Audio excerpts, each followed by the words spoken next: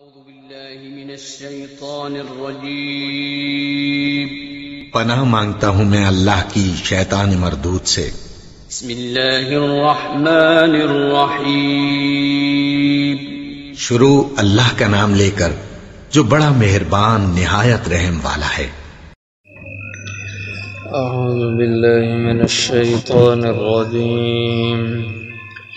بسم الله الرحمن الرحيم وكذلك فتنا بعضهم ببعض ليقولوا أهؤلاء من الله عليهم من بيننا أليس الله بأعلم بالشاكرين وإذا جاءك الذين يؤمنون بآياتنا فقل سلام عليكم كتب ربكم على نفسه الرحمة أنه من عمل منكم سوءا بجهالة ثم تاب من بعده وأصلح فأنه غفور رحيم وكذلك نفصل الآيات ولتستبين سبيل المجرمين وَكَذَلِكَ فَتَنَّا اور ایسے ہی ہم نے آزمائش میں ڈالا بعضهم ببعض ان کے بعض کو بعض کے ذریعے سے لِيَقُولُوا تاکہ وہ کہیں أَهَؤُلَاءِ کیا یہی لوگ ہیں من اللہ کے احسان کیا اللہ نے علیہم ان پر من بیننا ہمارے بیچ سے الیس اللہ بعالم کیا نہیں ہے اللہ خوب جانتے بالشاکرین شکر گزاروں کو وَإِذَا جَاءَكَ الَّذِينَ اور جب آئیں آپ کے پاس وہ لوگ یؤمنون بآیاتنا جو ایمان رکھتے ہیں ہماری آیتوں پر فَقُلْ سَلَامٌ عَلَيْكُمْ پس آپ کہہ دیں انہیں کہ سلامتی ہو تم پہ کتب ربکم لکھ لیا اللہ نے تمہارے پروردگار نے علی نفسہ الرحمہ اپنے آپ پر رحمت کرنا انہو من عملا کہ بے شک جو بھی عمل کرے گا منکم سوءا تم میں برا بجہالت اپنی نادانی سے ثم تاب من بعدہ پھر توبہ طائب ہو گیا اس کے بعد وَأَصْلَحَ اور اس نے اپنی اصلاح کر لی فَأَنَّهُ غَفُورٌ الرحیم تو بس بے شک وہ اللہ ہیں بخشنے والے مہربان وَكَذَلِكَ اور ایسے ہی نُفَصِّلُ الْآيَاتِ ہم تفصیل سے بیان کرتے ہیں آیتیں وَلِتَسْتَبِينَ اور تاکہ روشن ہو جائے واضح ہو جائے سبیل المجرمین راستہ مجرموں کا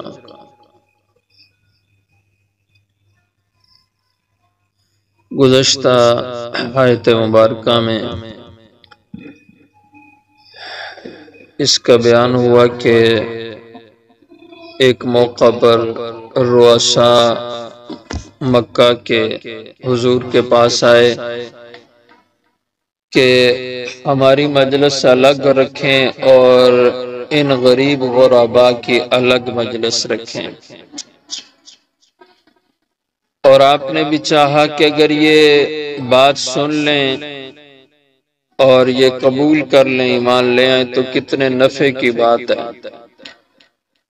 اور یہ اپنے مخلص ساتھی ہیں جو صحابہ ہیں غریب لوگ ہیں یہ اگر کچھ دیر کے لیے ان کے آنے پر اٹھ جایا کریں مجلس سے تو کوئی اتنی بڑی بات نہیں ہے لیکن اللہ جل شانہ نے اس کو پسند نہ فرمایا کہ آپ کے دل میں ایسا خیال آئے تو اللہ نے منع کر دیا کہ ایسے نہیں کرنا اور اب یہاں اللہ جل شانہ نے یہ بات بیان فرمائی کہ یہ اللہ کی حکمت ہے اللہ تعالیٰ دنیا میں بعض کو بعض کے ذریعے سے آزماتے ہیں کچھ لوگوں کو دولت دے کر اور کچھ کو غربت دے کر اللہ دولت مندوں کی آزمائش کرتے ہیں۔ ان کا امتحان اللہ لیتے ہیں کہ یہ اس دولت میں رہتے ہوئے اللہ کو یاد رکھتے ہیں یا اللہ کے باغی ہو جاتے ہیں۔ بعضوں کو اللہ حسن دے کر ان کے مقابلے میں جن کو ان کے درجے کا حسن نہ حاصل ہو، اللہ ان کی آزمائش اس کے ذریعے سے کرتے ہیں، اور طرح طرح کی دنیا میں اللہ تعالی خصوصیات دے کر بعض کو بعض کے ذریعے سے آزماتے ہیں۔ اسی طرح فرمایا کہ اہل مکہ کو اللہ نے دولت دی، اور یہ اہل ایمان دولت سے محروم ہیں، اور ان کو اللہ نے آزمایا کہ یہ دولت کے ذریعے سے اپنے رب کا شکر ادا کرتے ہیں یا رب کے بندوں کو اس دولت کی بنیاد پہ حقیر جانتے ہیں،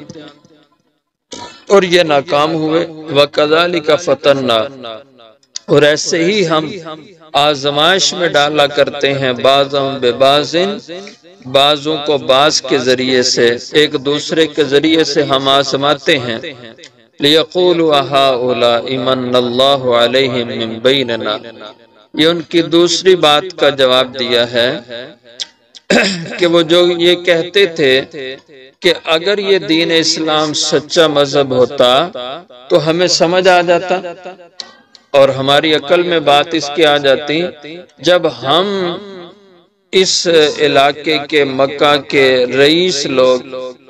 ہمیں اس کی سمجھ نہیں آئی تو اس کا مطلب یہ ہے کہ یہ کوئی برحق دین نہیں ہے۔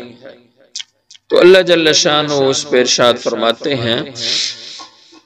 کہ یہ جو دین کی سمجھ یا دین کا تابع ہونا، دین کے اندر آ جانا، یہ تو اللہ کی اس عطا کردہ صفت کے نتیجے میں ہوتا ہے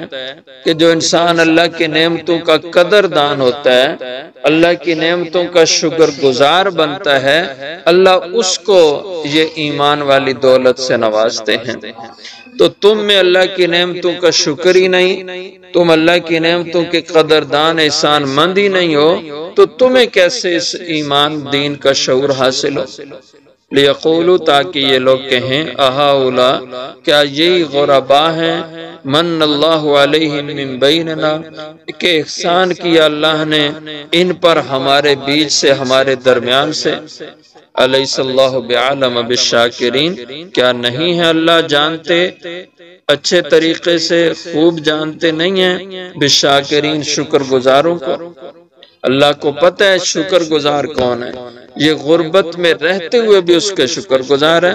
تم دولت مندی میں رہ کر کے اس کا شکر ادا نہیں کرتے تو تمہیں کیسے یہ ایمان دین کی دولت حاصل ہو؟ وَإِذَا جَاءَكَ الَّذِينَ يُؤْمِنُونَ بِآيَاتِنَا، اسی سے یہ نتیجہ سمجھ لیں کہ جو لوگ بھی اللہ کی نعمتوں کے قدردان ہوں گے ان کو اللہ یہ دین اور ایمان کی نعمت سے اور نوازتے جائیں گے۔ جتنے وہ شکر گزاری میں بڑھتے جائیں گے، دین ایمان کی نعمت ان میں زیادہ ہوتی جائے گی، ان کے اندر، ان کی اولادوں میں، ان کی نسلوں میں جو لوگ اللہ کے احسان مند ہو کے زندگی گزاریں شکر، اور جن کی زندگیوں میں ناشکری ہے ان کی اپنی زندگیوں میں دین نہیں آئے گا اور ان کی نسلیں تو دین سے دور رہیں گی۔ اور ہم اپنے معاشروں میں دیکھتے ہیں جن لوگوں کے دلوں میں اللہ کی نعمتوں کی قدر عظمت ہے اور وہ اللہ کی ذات کا اپنے اوپر احسان ان چیزوں کو سمجھتے ہیں اور اس کا حق بھی اس کی اطاعت سے ادا کرتے ہیں، اللہ ان کو دین میں ترقی دیتے ہیں۔ جو ایسا نہیں کرتے اور دولت مندی میں عیاش ہو کر خدا کو بھول جاتے ہیں، اس کے باغی ہو جاتے ہیں، وہ خود تو دین سے محروم رہتے ہیں، ان کی نسلیں بھی محروم ہو جاتی ہیں۔ وَإِذَا جَاءَكَ الَّذِينَ يُؤْمِنُونَ بِآيَاتِنَا، اور جب آتے ہیں، جب آئیں آپ کے پاس وہ لوگ یؤمنون بآیاتنا، جو ایمان رکھتے ہیں ہماری آیتوں پر، یعنی وہ غریب اہل ایمان جن کے بارے میں سوچا کہ یہ چلو اس وقت مجلس میں نہ بیٹھا کریں اور ان کے آنے پر مجلس سے اٹھ جایا کریں، ان کے بابت اللہ نے فرمایا جو ہماری آیتوں پر ایمان رکھتے ہیں یہ جب آیا کریں، فَقُلْ سَلَامٌ عَلَيْكُمْ، تو آپ ان کو سلام کہیں، ان کو دعائیں دیں، کہیں آپ سلام علیکم، تم پہ اللہ کی طرف سے سلامتی ہو، یعنی اب جو اس کے بعد یہ جب اہل ایمان آئیں تو آپ ان کی حوصلہ افزائی کریں، ان کو حوصلہ دلائیں کہ اگر ان کے دلوں میں کچھ ایسی بات خلش آیا بھی کہ ہمیں اٹھانے کے بارے میں مشورے ہو رہے تھے، باتیں ہو رہی تھیں، تو وہ ان کے دل سے نکل جائے، آپ ان کی حوصلہ افزائی کر دیں، انہیں کہیں سلام علیکم، دعا دیں انہیں، کتب ربکم، لکھ دیا تمہارے پروردگار نے، علی نفس الرحمہ، اپنی ذات پر اپنے لیے لازم اللہ نے کر دیا رحمت کرنا، کن کے حق میں، انہ من عمل منکم سوءا بجہالۃ، کہ بے شک جس نے بھی عمل کیا تم میں برا، کوئی گناہ کا اس سے کام ہو گیا، بجہالۃ، اپنی نادانی اور جہالت کی وجہ سے۔ جہالت ایک عمل کی ابتدا میں ہوتی ہے، ابتدا کے لحاظ سے، کہ ایک آدمی کو کسی گناہ کے بارے میں یہ علم ہی نہیں ہے کہ یہ کام گناہ کا ہے اور اس کا وہ ارتکاب کر رہے ہیں، یہ عمل کی ابتدا کی جہالت ہے۔ اور ایک انتہائی عمل میں جہالت ہے کہ ایک آدمی کے علم میں ہے کہ یہ کام گناہ کا ہے، لیکن اس گناہ کی سزا اور اس کے نتائج سے بے خبر ہے، تو یہ بھی جہالت ہے۔ تو دونوں جہالت کی صورتیں ہیں کہ کسی کام کے گناہ ہونے کا علم نہ ہو، اور دوسری صورت کے گناہ کے کسی کام کے گناہ ہونے کا علم تو ہے لیکن اس کے انجام بد سے بے خبری ہے، یہ بھی جہالت ہے۔ تو جس سے بھی تم میں جہالت سے کوئی برائی گناہ ہو جائے، ثم تاب من بعدہ،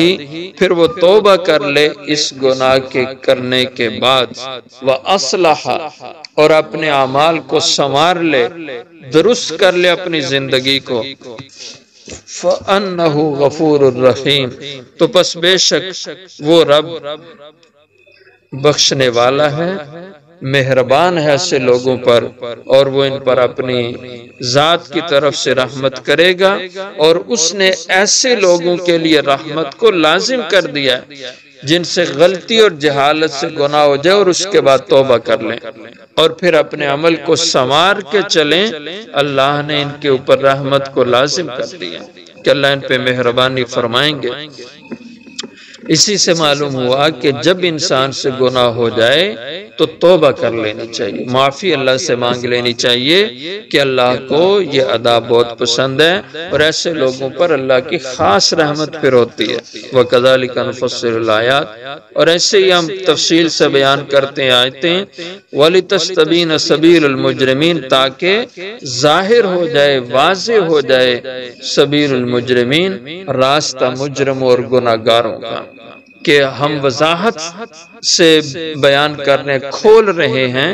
اس قرآن آیات کے ذریعے سے، حق کو بھی اور گمراہی کو بھی ہم واضح کر رہے ہیں کہ یہ حق، یہ نیکوں کا، ہدایت یافتہ لوگوں کا راستہ ہے، اور یہ گمراہی یہ مجرموں اور برے لوگوں کا راستہ ہے، تاکہ واضح ہو جائے راستہ مجرمین کا، گناہ گاروں کا، اور لوگ اس راستے سے بچ جائیں اور ہدایت اور ایمان والوں کے راستے پر چلیں۔